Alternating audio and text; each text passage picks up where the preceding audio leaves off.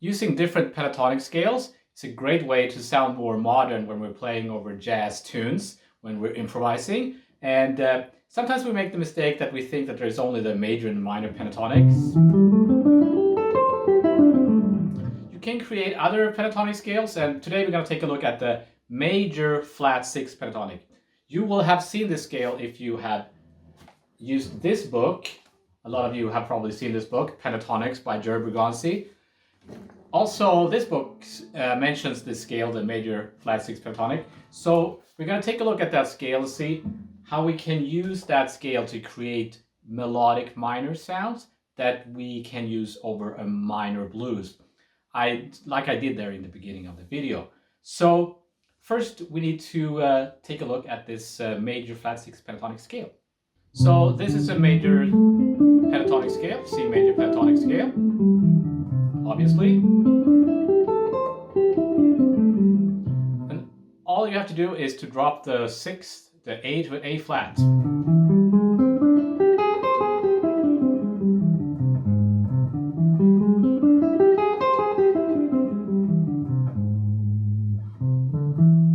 So you should know all the positions, right?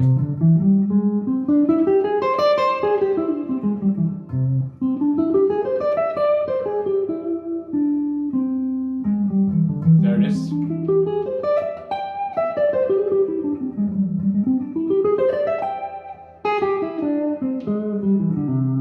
So where do we use this scale? Well, it's derived from melodic minor. So if you don't know your melodic minor modes, this video might be a little bit too confusing for you. But if you do know your melodic minor modes, and I think most of you do, then this scale can be derived from that scale. So this one, C major flat 6 pentatonic, is derived from F melodic minor. So F melodic minor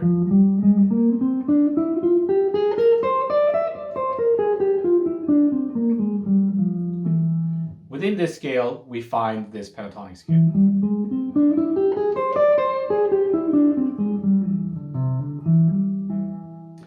Now that means that we can use this pentatonic scale over all the melodic minor modes. However, I find that some of the melodic minor modes are more useful than others. So we're only going to take a look at the first mode of melodic minor, which is melodic minor. And then the fourth mode, Lydian flat 7, and altered. I think those are the most common modes of melodic minor. There are other modes, but we're not going to look at them in this video. And we're picking also these 3 modes because those are the modes we find in a minor blues. So, okay, so let's just listen to this scale over an F minor. So we need to play some kind of F melodic minor chord, like a minor 6 or minor major 7 even. So I'll make a little backing track or a vamp with my loop pedal.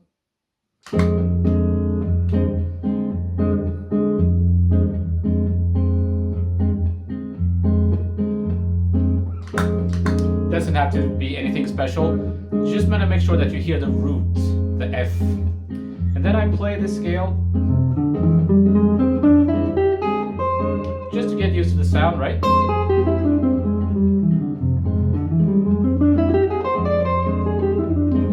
positions.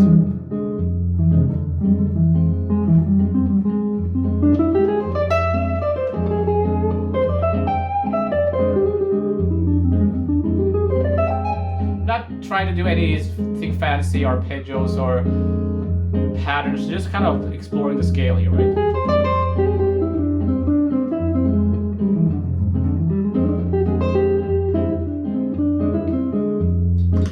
Then you do the same thing with the other modes. So B flat 13 or B flat 13 sharp 11, B flat Lydian flat 7.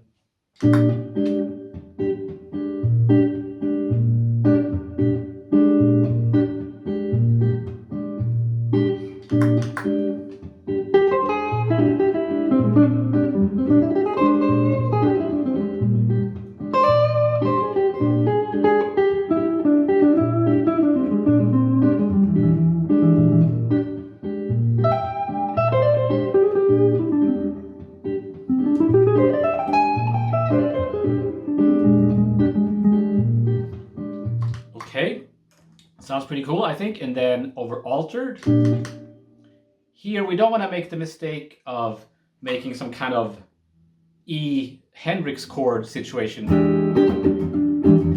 To me, that's not altered, that's blues, because the sharp 9 chord could also be a blues sound. So more of an altered kind of situation. It doesn't even have to be in time, right? It could be some kind of loose situation.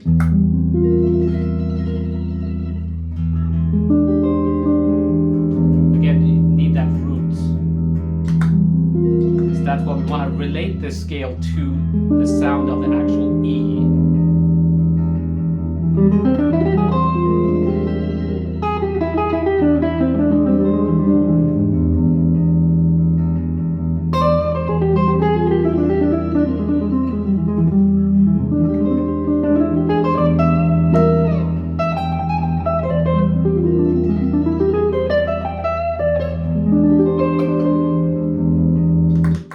Okay, so then you do this with in other keys as well, depending on how strong you are with all the different scales and keys. You want to spend more time perhaps with one of each in the beginning. Okay, so how do you find these scales when you're playing? You need to find which pentatonic scale that works over each chord. And so I said that the minor chord, for example, F minor, melodic minor, we could play C pentatonic, major pentatonic flat six scale. So from the 5th degree, you could think. So for the altered, it would be from the flat 6th degree, and on the Lydian flat 7, it would be from the 2nd degree of that scale. So see here already we have a little bit of a problem, because if I say, let's say for example, I have a D altered chord, I have to think, okay, it's the B flat, it's the flat 6th degree, and I'm gonna play a major pentatonic, and then I'm gonna drop the 6th to a flat 6. Already, when you go through that thought process, the chord is already gone, right? So some people suggest that we shouldn't transpose like that when we're trying to do this. Other teachers say that that's fine. A more obvious example would be like, for example, if you play C major and D Dorian is C major, right? But should you think C major or should you think D Dorian? Technically, it's the same thing, but it's a higher level to understand everything from the D, right?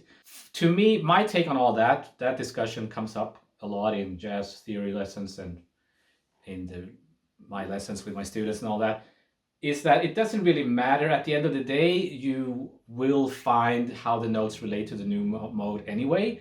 What you do want to make sure that you can do, though, is to sing it and to hear it.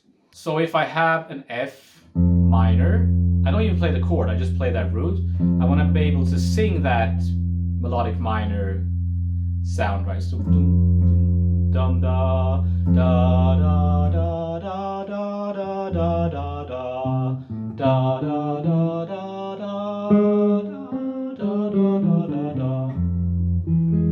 So if you can do that, then I wouldn't worry too much about it. it's more important that you can hear it than how you're kind of deriving at or arriving at which scale to use, if you know what I mean. Okay, so before we take a look at some patterns, I'll show you some patterns later on. We're gonna apply all this to a C minor blues. So the first chord is C minor. So I'm gonna play a G, major, flat 6 pentatonic. There it is.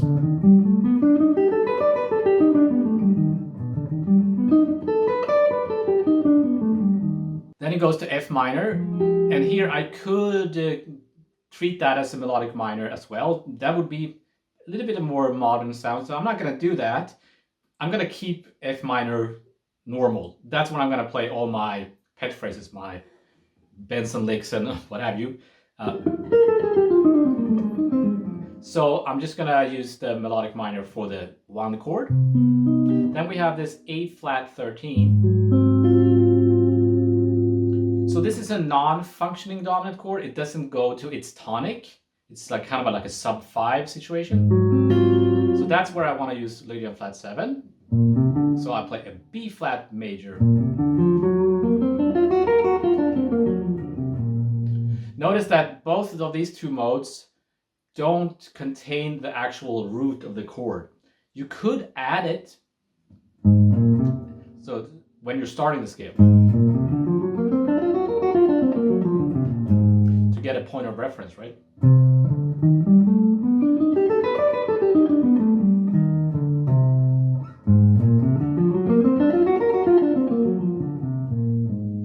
And then E flat over the B alter, sorry, G alter. And this one actually has the root.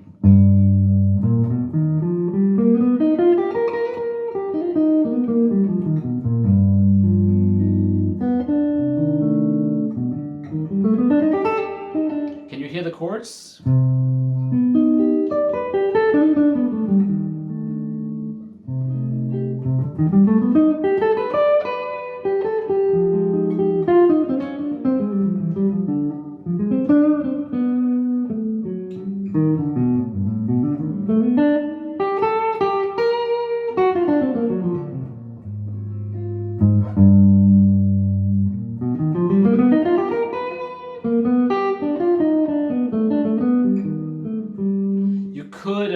Before you go into the F minor, right?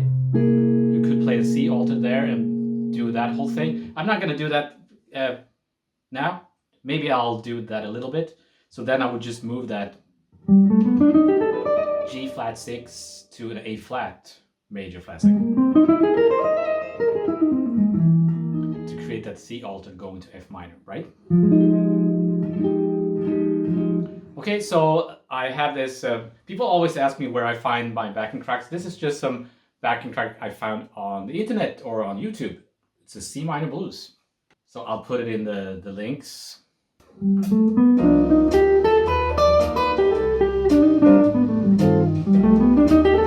I can go up a half. Step.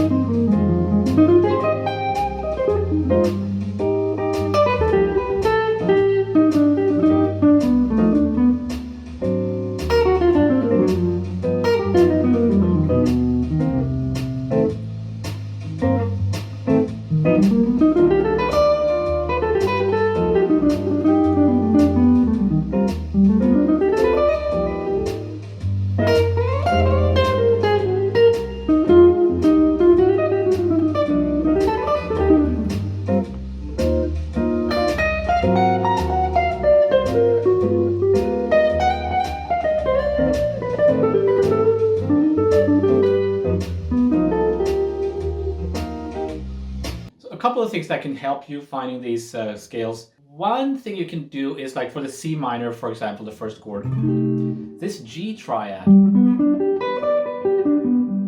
It's a very strong sound. It's almost like the most important triad of that scale, kind of. So if you think the G triad, the actual triad, that's easier to find, I think, quick. And all you have to do is add that flat 6.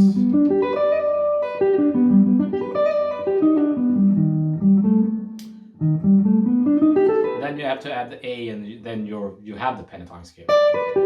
So then you goes to this chord. You think B flat triad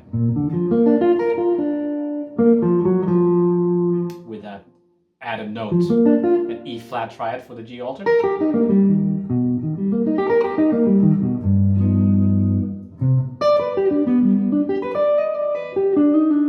So I'm just adding that E flat to the G triad.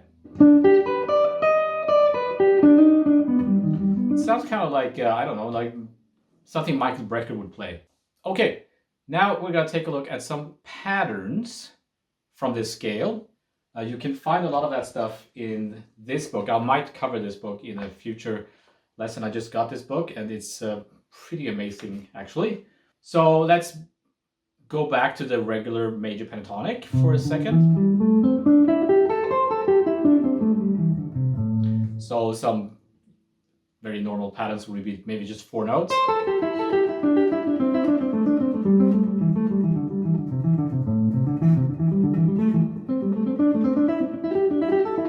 Just do that with the flat 6 pentatonic.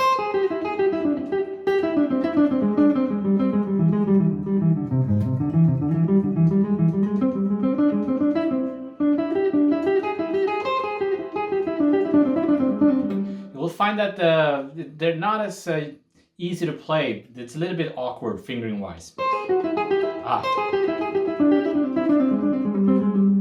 like to start on an upbeat, so it's not daga daga daga daga daga, but rather 1 2 3 4 1 2 like that.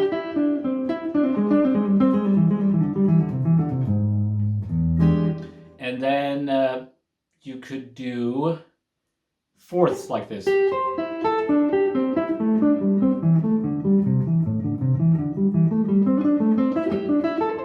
Just change that A to A flat.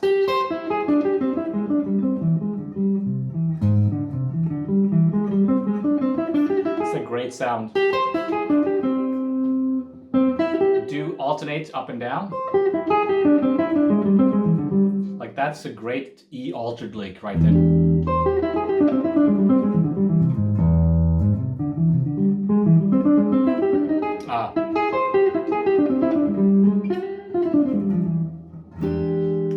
Or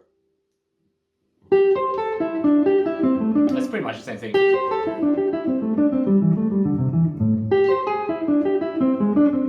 So you try to do that with all the positions, right?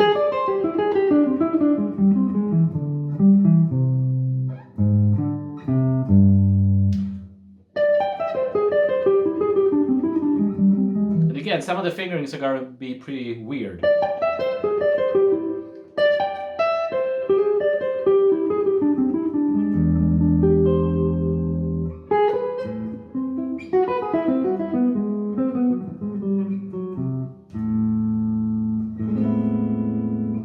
Okay, so those were some pretty common patterns. Let's make it a little bit more difficult or advanced. Let's do triads. So what? You say triads in pentatonics? Yeah, so you can find, for example, this triad, which is a C6 triad, but it's actually A minor, right? Triad. If you continue on that, you get this. If I play them as chords. So those are like stack of fourths.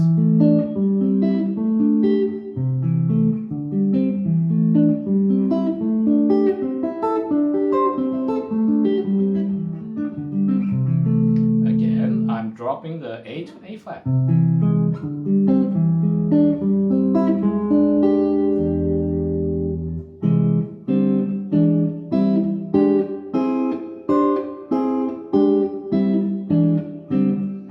That's pretty great, I think. So you could play those.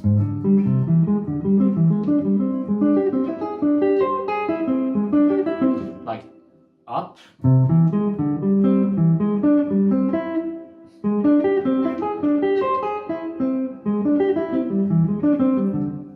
Or down.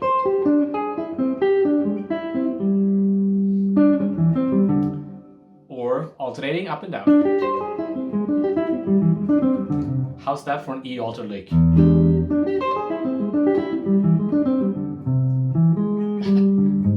Again, like the fingerings are pretty weird. You have to. I wouldn't think of these like patterns that I would play like do ba di ba do ba di ba do ba di, but rather try to explore these patterns to find little shapes and ideas. I recommend having like a sheet music or blank staff paper, I should say, and a pen ready at all times in your practice room, so that when you get an idea, something you like, you just write that down. And some people are saying, well, you could use Finale or whatever, or Sibelius, but then you have to open the program, wait for this to start and set up, a new project. So having, I mean, don't get me wrong, those programs are amazing, but I like to have an actual little, I used to have like a booklet. I would just write down little ideas, and then you look back. It's almost like a diary of licks, and then you go back months later and you're like, oh, I forgot about this. So that's a really good idea, I think. Because if you're exploring these sounds, you might come up with licks, basically. So notice, for example, that this is pretty close to the triad pairing for a E altered. Now I'm talking to you who know what triad pairs, how that stuff works. You could use an E augmented triad and B flat triad.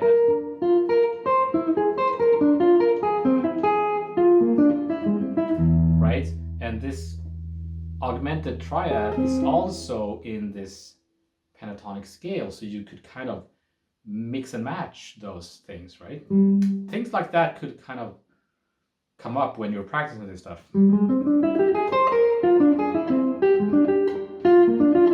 Now all of a sudden you have more tools, more, it's like, the mode is the canvas which you draw your painting on. Like, so you need to have techniques.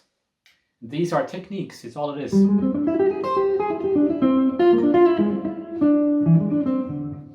You could also add chromaticism to these triads. So let's say I'm approaching the top note from a chromatic note below.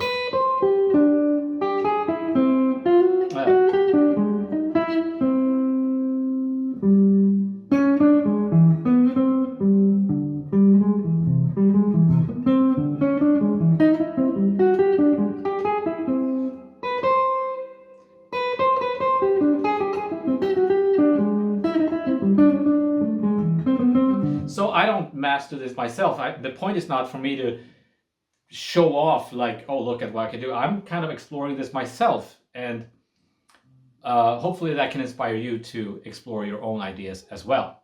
But this kind of stuff is exactly what's in this book. There's tons of stuff like that. So again, these they're not very user-friendly for guitar. I know, like Frank Gambale, he likes to play that kind of stuff. But it doesn't, I find it awkward for the way I play. You could also do the inversions of those triads too, right?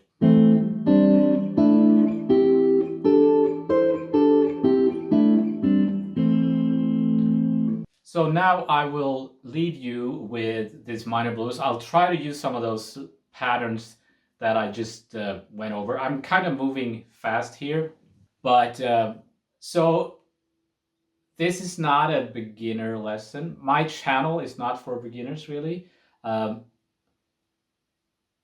Just to a few words on my channel. This is for more advanced players, and I wouldn't say that the stuff that I cover is super advanced, but this kind of stuff is pretty advanced. It's not beginner stuff. There are plenty of YouTube channels for beginners. I tend to look at more advanced stuff, but not super advanced. I don't get into the science of things. You could get into super deep into the science of how music works, right? Or you could talk about jazz from a very historical point of view and get really academic about it, like you're analyzing who was the first to play this stuff and where is it coming from, and that's not what I'm doing either. What I'm trying to do is show you these pretty advanced concepts, but I want you to get something that you can take something from this video that you can use, something that is like hands-on that you can actually use in your playing. That's kind of the goal that I have for myself, and hopefully that will inspire you as well. So again, I'll put PDFs with this stuff on my Patreon page, and I will leave you with this C minor blues, and I will try to play some of the stuff we just went over. Okay, I shall see you next time.